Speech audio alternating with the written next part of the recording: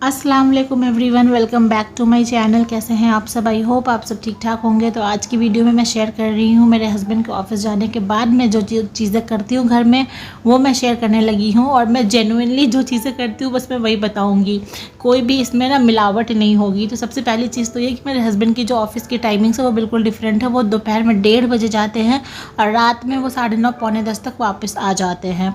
Okay, सो ये है उनके ऑफिस की टाइमिंग। अब इस टाइम तक तो घर का सारा काम फिनिश हो चुका होता है, जो भी साफ़ सफाइयाँ होती है वो फिनिश हो चुकी होती है मोस्टली। क्योंकि कभी कभी ऐसा होता है कि मेरा मन नहीं करता कि मैं सुबह में करूँ, तो मैं दोपहर में इनके जाने के बाद करती हूँ, लेकिन मोस्टली मैं सुबह ही में सारी चीज़ें कर लेती हूँ। उसके बाद जब ये जाते हैं तो ज़ुहर की नमाज़ का टाइम हो चुका होता है, तो मैं फटाफट से वज़ू करके नमाज़ पढ़ लेती हूँ। एंड देन अगर कोई वीडियो वॉइस ओवर करनी हो तो वो करती हूँ, और नहीं तो टीवी देखती हूँ। और उसके बाद फिर मैं 2:30 बजे तक रूम में आ जाती हूँ, पर्दे वर्दे लगा करके रूम को अंधेरा करके मैं मस्त सो जाती हूँ। क्योंकि बहुत ज़्यादा तेज़ नींद आ रही होती है दोपहर में खाना खाने के बाद, मुझसे जगा नहीं जाता बिल्कुल भी। उसके बाद फिर मैं ना 3:45 तक उठ जाती हूँ, क्योंकि मेरे हस्बैंड 5 o'clock पे आ जाते हैं। ब्रेक टाइम उनका होता है ऑफिस में, तो वो चाय नाश्ता करने शाम में वो आ जाते हैं। तो उठने के बाद मैं थोड़ा पानी पीती हूँ, फ्रेशन अप होती हूँ, और उसके बाद फिर जो घर के थोड़े बहुत काम होते हैं, शाम वाले जो काम नॉर्मली सबके घरों में होते हैं वही मैं भी करती हूँ। दोपहर के जो बर्तन होते हैं उनको मैं धुलती हूँ फटाफट से। ये वाली जो वीडियो है मैंने कल ही एडिट कर ली थी, बस मैंने वॉइस ओवर करना ही था कि अचानक से वो न्यूज़ आ गई कि मौलाना तारिक जमील साहब के बेटे का इंतकाल हो गया है। उसके बाद से मेरा मन ही नहीं किया बिल्कुल भी मैं कि मैं कोई वॉइस ओवर करूं, कोई वीडियो अपलोड करूं। मुझे इतनी घबराहट होने लगी थी। अल्लाह पाक कभी भी किसी माँ बाप को इतनी बड़ी आजमाइश में ना डाले। और वैसे भी अगर उस जगह हम अपने आप को रख करके देखें तो हमें भी कहाँ पता है कि हमारे पास कितनी ज़िंदगी बाकी है। हम आज हैं कल नहीं हैं। तो हमारी जो भी ज़िंदगी है, जाने या अनजाने में हमने जो भी गुनाह किए हैं, हमें उसकी माफ़ी अल्लाह पाक से मांगते रहनी चाहिए। जैसे ही मैंने YouTube पर ये वाली न्यूज़ देखी ना, मेरा दिल इतना घबराने लग गया था, इतना मुझे डर लग रहा था। एक तो अभी पैलेस्टीन का चल रहा है वो अलग इतना ज़्यादा खौफनाक है, ऊपर से फिर ये एक न्यूज़ और आ गई, तो फिर मतलब इतना घबराहट हो रही थी मुझे, इतना डर लग रहा था, इतना रोना आ रहा था। मैंने वज़ू किया, नमाज़ पढ़ी, नमाज़ में मैं बहुत देर तक बैठी रही, बहुत रोई। मैंने बहुत माफ़िया भी मांगी अल्लाह पाक से। मैंने मतलब क्या कुछ नहीं किया, मुझे इतना डर लग रहा था, इतनी घबराहट हो रही थी। मुझे अकेला अच्छा नहीं लग रहा था, मुझे लग रहा था कि कोई मेरे पास होता, मेरे घर पे मैं होती, मैं सबके साथ होती तो कितना अच्छा होता। हस्बैंड भी ऑफिस में थे उस टाइम पे।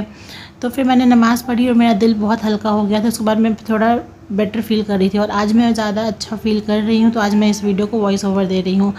जो भी कुछ चल रहा है, जैसे भी हालात हैं, उसमें तो हम बस दुआ ही कर सकते हैं कि अल्लाह पाक सबको सब्र अता करे और सब पे रहम करे। अच्छा जी, तो वापस आते हैं अपनी वीडियो की तरफ। तो मैंने सारे जो बर्तन थे उनको धुल दिए थे, फिर मैंने नमाज़ पढ़ ली थी, असर का टाइम हो चुका था। और उसके बाद फिर जो मेरा कमरा था उसकी विंडो मैंने ओपन करी, ये सोच के कि थोड़ी ठंडी हवा आएगी अंदर की तरफ, लेकिन काफ़ी ज़्यादा धूप थी।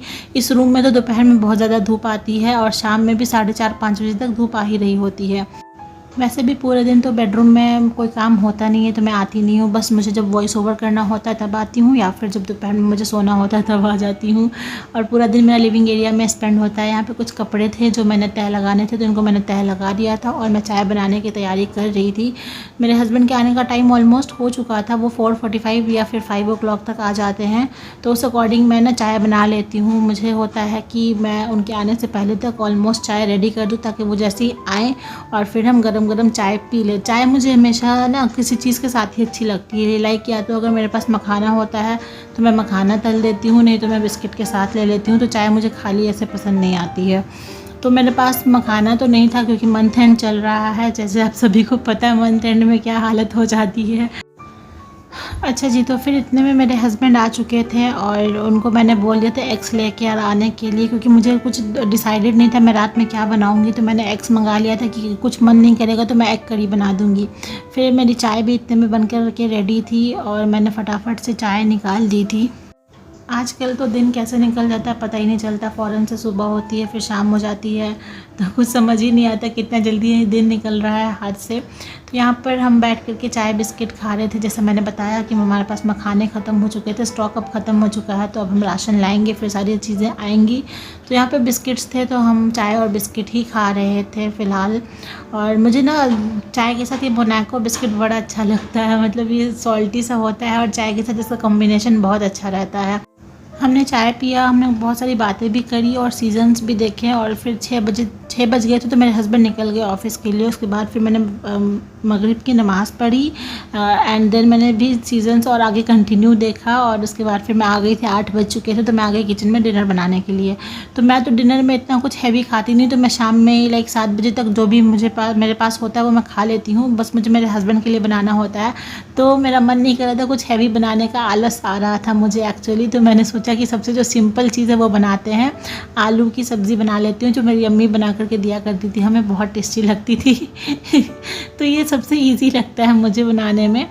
एनीवेज, तो इसको बनाने के लिए मैंने तेल डाला पैन में और उसके बाद जब तेल गर्म हो गया तो फिर मैंने इसमें प्याज डाल लिया और एक लाल मिर्च सूखी ली और उसको बीच से तोड़ करके मैंने डाल दिया और इसको मैंने पकने दिया अच्छी तरीके से जब तक हमारा प्याज ब्राउन ना हो जाए। उसके बाद फिर मैंने इसमें डाला लहसुन का पेस्ट एंड देन मैंने इसमें ऐड किया चॉप्ड टमाटर को मैंने चॉपर की हेल्प से अच्छी तरीके से चॉप कर लिया था और उसके बाद फिर मैंने इसमें मिक्स करके सबको अच्छी तरीके से मैं चलाती रही और मैंने फ्लेम को बिल्कुल लो कर दिया था ताकि ये नीचे से जले नहीं। और उसके बाद मैंने इसमें ऐड कर दिए थे सारे मसाले। तो मसालों में मैंने जो चीज़ें ऐड करी थी वो थे लाल मिर्च पाउडर, काली मिर्च पाउडर और ज़ीरा पाउडर एंड नमक। दैट्स इट, बस इतने मसाले ऐड करने हैं। इसमें हल्दी नहीं यूज़ करना है क्योंकि मेरी अम्मी हल्दी नहीं यूज़ करती थी, तो मैंने भी इसमें हल्दी नहीं डाला था। और उसके बाद फिर मैंने सारे मसालों को अच्छी तरीके से मिक्स कर लिया था ताकि सारे प्याज टमाटर में अच्छे से मसाले मिक्स हो जाए। उसके बाद फिर मैंने पानी थोड़ा सा डाल दिया था। पानी इसलिए डाला था ताकि मैं इन सारे मसालों को सॉफ्ट कर सकूँ और सारे मसाले अच्छी तरीके से मिक्स हो जाए। उसके बाद फिर मैंने इसका लिड लगा दिया और थोड़ा सा 2-3 मिनट तक मैंने इसको अच्छे से पकने दिया। ये मेरे मसाले पूरे सॉफ्ट हो चुके थे और अच्छे से मिक्स भी हो गए थे एक दूसरे के साथ और तेल भी ऊपर आ गया था। फिर मैंने इसको अच्छे से चला दिया एंड इसमें फिर फाइनली मैंने आलू डाल दिया था। बचपन में ना ये मेरी फेवरेट सब्ज़ी हुआ करती थी, मैं इसको चावल के साथ बहुत शौक़ से खाती थी और मोस्टली ठंड के मौसम में ना गरम गरम ये सब्ज़ी और चावल के साथ इतना टेस्टी लगता था खाने में। तो अब तो मैं आलू बहुत हद तक अवॉइड करती हूँ, इसलिए मैं आलू की कोई भी रेसिपी नहीं बनाती हूँ, लेकिन मेरे हस्बैंड के लिए मैं बना दिया करती हूँ बीच बीच में, क्योंकि हम दोनों एक ही ख़ानदान से हैं तो हमारा जो टेस्ट है वो बिल्कुल सेम है। तो जो चीज़ मुझे पसंद है वो चीज़ उनको भी पसंद है, क्योंकि हमारे यहाँ सेम ही तरीके से सारी चीज़ें बनती है, एक ही रेसिपी फॉलो होती है। तो ये जो चीज़ें होती है, कुछ गांव की जो रेसिपीज़ होती है वो उनको बहुत मन करता है खाने का। वो मुझे बोलते भी हैं कि तुम मुझे चाहे जितना भी डिफरेंट रेसिपीज़ खिला दो, लेकिन जो हमारे गांव का खाना होता है वो जो टेस्ट होता है वो किसी रेसिपी में नहीं होता है। तो जो मुझे उनको टाइम टू टाइम ये सारी चीज़ें बनाकर देनी पड़ती है। सो फाइनली यहाँ पर मैंने आटा भी गूंद लिया था और उसको साइड रख दिया था। मेरी सब्ज़ी तैयार थी। मैंने फाइनली इसमें चॉप्ड करिएंडर डाल दिया था और गैस को मैंने बंद कर दिया था।